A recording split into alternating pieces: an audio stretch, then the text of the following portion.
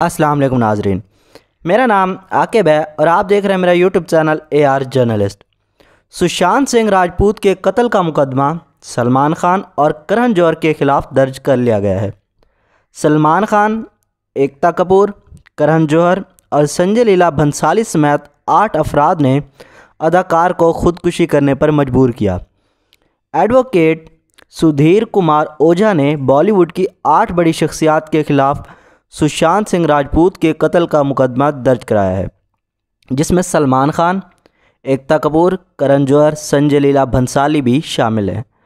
मुकदमात दफ़ात 306, 109, 504 और 506 के तहत दर्ज किया गया है।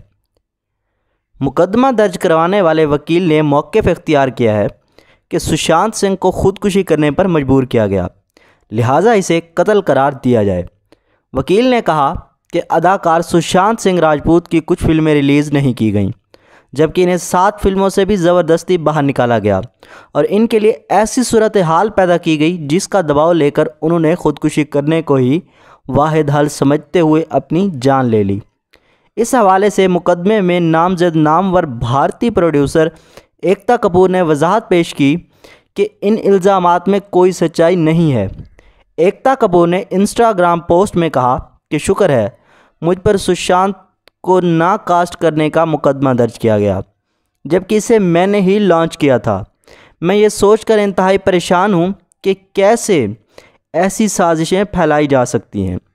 दूसरी जानिब 14 जून को ख़ुदकुशी करने वाले बॉलीवुड के नौजवान अदाकार सुशांत सिंह राजपूत के वालिद ने इंकशाफ किया कि वो नहीं जानते कि इनका बेटा डिप्रेशन में था। सुशांत की मौत के बाद से पुलिस मामले की जांच में मसरूफ़ है। पुलिस ने अभी तक तकरीबन 9 लोगों के बयान कलमबंद किए हैं। पुलिस का कहना है कि 14 जून को फांसी लगाकर ख़ुदकुशी करने वाले अदाकार ने कोई ख़ुदकुशी नोट भी नहीं छोड़ा है। 34 साल के बेटे के दुनिया से चले जाने पर सुशांत सिंह के वालिद बेबस हो गए हैं। हाल में पुलिस को दिए गए बयान में उनके वालिद ने कबूल किया है कि अपने बेटे की डिप्रेशन के बारे में कुछ नहीं पता था। उन्होंने कहा कि बेटे की अर्थी को अपने कंधों पर उठाने का दर्द कैसा होता है, ये एक बाप से बेहतर और कोई नहीं समझ सकता। सुशांत के वालिद का मज़ीद कहना था कि 4 बहनों का इकलौता भाई हमेशा के लिए उनसे दूर हो गया है। घर वालों का रो रो कर बुरा हाल है। दोस्तों, आज के लिए इतना ही। मैं मिलूँगा आपसे एक नई वीडियो के साथ, तब तक के लिए अल्लाह हाफ़िज़।